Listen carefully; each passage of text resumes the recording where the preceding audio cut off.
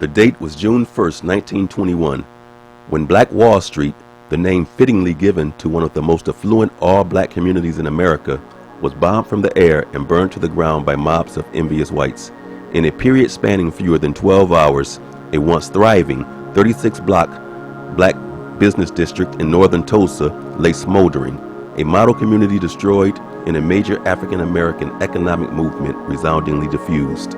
The night's carnage left some 3,000 African Americans dead and over 600 successful businesses lost.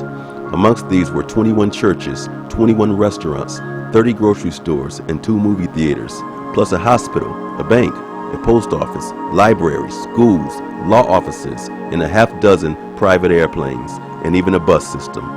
As could be expected, the impetus behind it all was the infamous Ku Klux Klan working in consort with ranking city officials and many other sympathizers. The description of Black Wall Street, or Little Africa as it was also known, would be to liken it to a mini Beverly Hills. It was the golden door of the black community during the early 1900s, and it proved that African Americans had successful business infrastructure. That's what Black Wall Street was all about. The dollar circulated 36 to 1,000 times, sometimes taking an entire year for the currency to leave the community. Now, in 2009, a dollar left the black community in less than 6 hours. As far as resources, there were PhDs residing in Little Africa, black attorneys and doctors.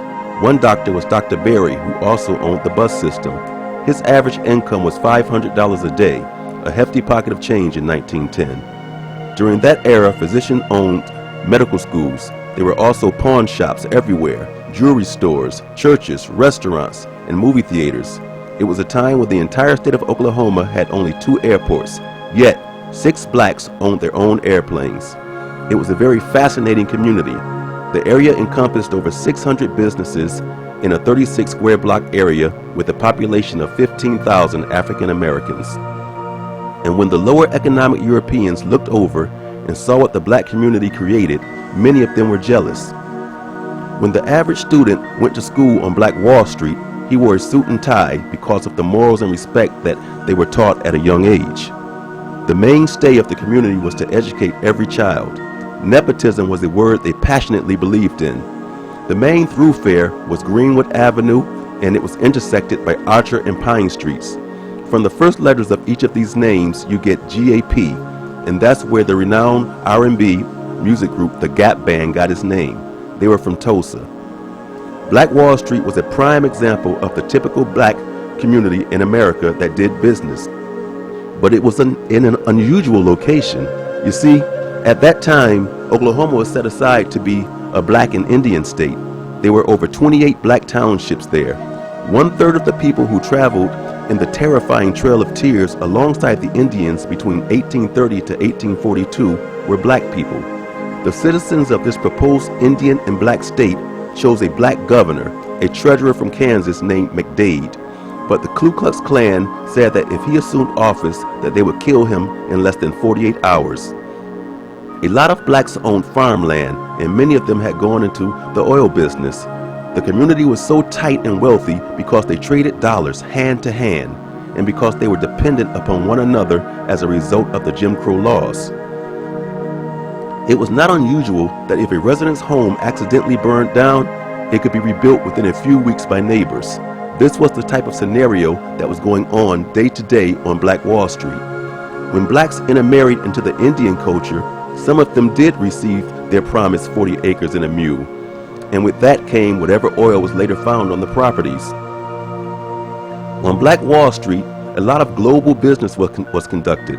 The community flourished from the early 1900s until June 1st, 1921.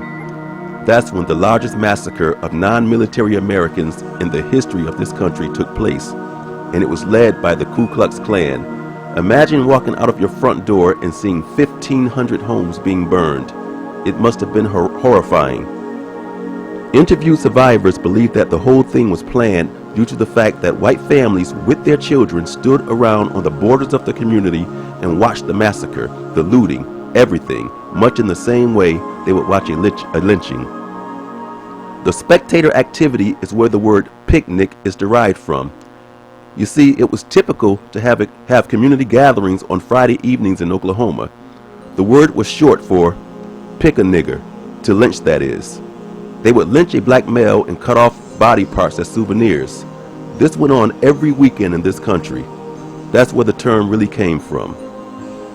The cause of the massacre was simply racial economic jealousy. A lot of white folks had come back from World War I and they were poor. When they looked over into the black communities and realized that black men who fought in the war had come home as heroes and helped trigger the destruction. It cost the black community everything, and not a single dime of restitution, no insurance claims, has ever been awarded to the victims to this day. It is estimated that 3,000 black people were killed. Many of them were buried in mass graves all around the city. Some were thrown into the river. As a matter of fact, at 21st Street and Yale Avenue, where there now stands a Sears parking lot, that corner used to be a coal mine, where many of the bodies were thrown into the shafts. Many black Americans don't know about this story because we don't apply the word Holocaust to our struggle.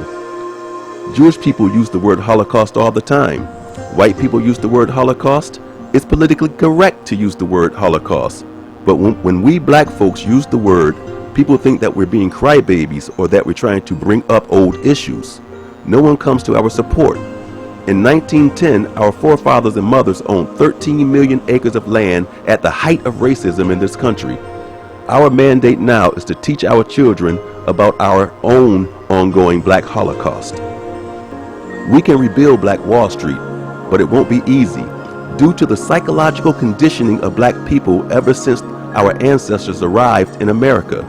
Today, it is estimated that black income is $1 trillion. It's also estimated that this $1 trillion stay within the African American community just about 6 hours, while other cultures within America spend their money multiple times within their own culture before it leaves their community. Black people's money changed hands to another black-owned enterprise less than one time. We have been conditioned to believe that black business is whack business, unless it's a beauty salon, barbershop, hip-hop, or liquor store. More black money changes hands to drug dealers and bootleggers of audio CDs and movie CDs and brand name handbags than they do to legitimately owned businesses. The black community is dying. We have gotten caught up in the illusion of the American dream that instructs us to trust in corporate America for our children's future and to forget about all that nonsense of business ownership, entrepreneurism, and black cultural identity. We have accepted this conditioning of the mind to the point where we consider anything that unifies us for the purpose of empowerment we deem counterproductive to race assimilation. We have become more concerned with being accepted by other cultures, more important than our own economic empowerment. Assimilation has become the new minstrel show face. Today we sing, dance, shuck and jive in business suits while simultaneously disconnecting from all cultural connection for community race empowerment, unless it is ordained by white masters. To be a black entrepreneur in membership with a black economic conscious think tank would be considered racist in view to numerous black business people. We have adopted a self-absorbed, disconnected mentality where many blacks that graduate from historically black universities has never heard of the Willie Lynch letter, while they shuck, jive, and step in the Greek fraternities. It would appear that even black institutions of higher learning have abandoned cultural empowerment for government funding. To educate one in mind, but not in cultural history and cultural responsibility, is to educate a disconnected people on a social economic decline collectively. It's time to stand up and be accountable to our ancestors' sacrifices, to our children. It's up to us to give them back their history, their culture, and their unity. And it's up to us to rebuild Black Economic Wall Street. We must reconnect with our history. We must reconnect with our culture of unity. We must rebuild our culture of trust in our businesses and services. And we must reconnect with our collective creativity. We must also continue to educate in entrepreneurism and to teach business building strategy in a modern day environment using the latest cutting edge business tools and resources. If we do not do this thing now, our children will be a permanent economic and political underclass in this society forever. It's time to reconnect and get busy. This is how we rebuild Black Wall Street on a global scale. Thank you very, very much. I'm Derek Henry, Black business and community advocate and member of the Black Business Builders Club. I bet you a lot of you didn't even know about Black Wall Street, aka Little Africa, that happened in Tulsa, Oklahoma back in 1921. That particular incident is the Black Holocaust.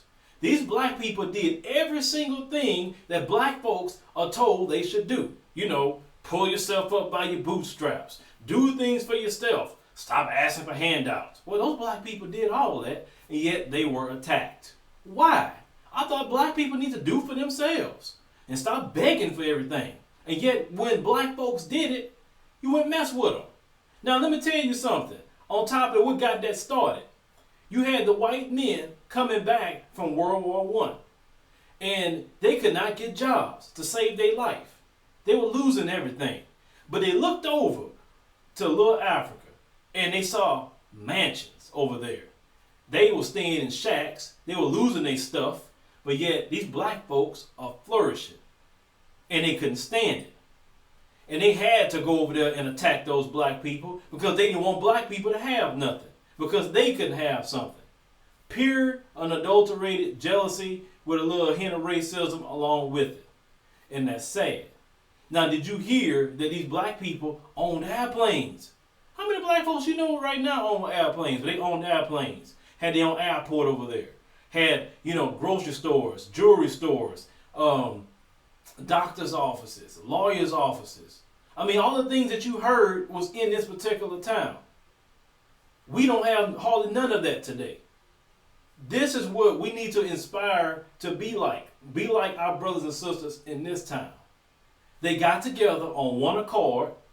They couldn't trade anything with the white man. They had to do for self. And the reason why a lot of these brothers got rich is that when they got this land, the land had oil on it too.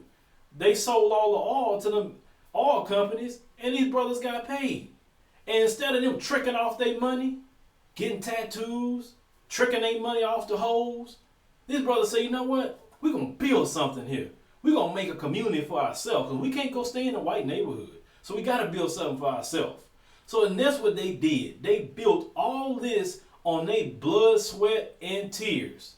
They didn't have no help from nobody else. All the black folks built that town for themselves, and they was happy. They had a moral code there where men wore suits and little boys even wore shirt and ties, and little girls dressed appropriately. You didn't have Ray Ray on the corner hanging out, dealing drugs and shooting. You didn't have these whores walking around the street. You didn't have any of that. You had respectful people. And it was the environment to be respected.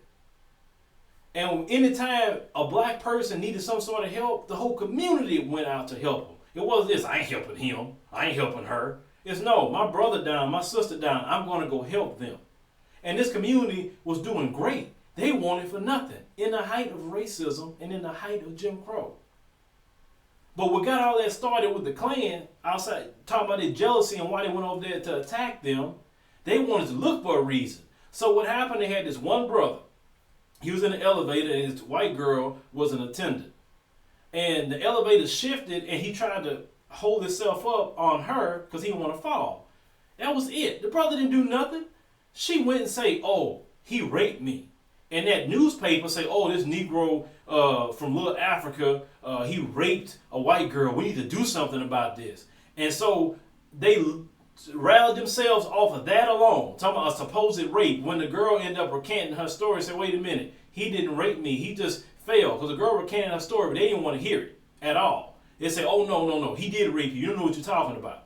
Okay, so the Klan got together, and with the city government as well, the Klan sympathizers, and they went over there and bombed Little Africa.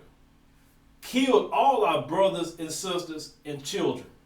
Destroyed the whole town that these black people worked hard for.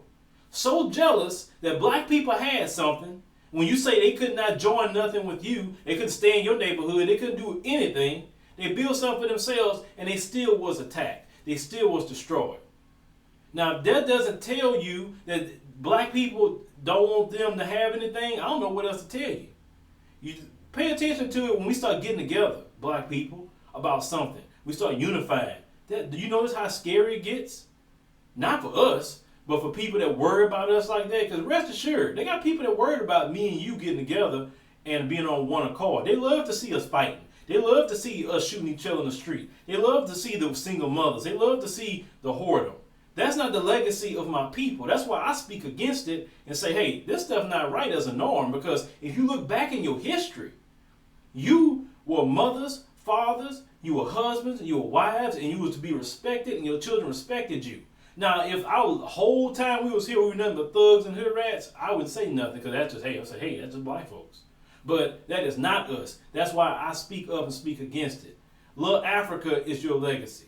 Little Africa is who you are and where you come from, people like that. The thing is, they want to hide this sort of history, but this is American history. Tulsa, Oklahoma in 1921 happened in this nation, not Africa, in this nation. And we need to know this. Everybody needs to know about the Black Wall Street, aka Little Africa. But they don't want you to know that because they don't want you to say, wow, look at what we did in spite of that time period. They also don't want you to know how brutal and evil things has been happening to black folks in this nation, because they want to make sure they remove all references to the atrocities of black people. That is a black Holocaust. You go in there just destroying people for nothing? For nothing. Just because you jealous because black folks had mansions and you didn't have it.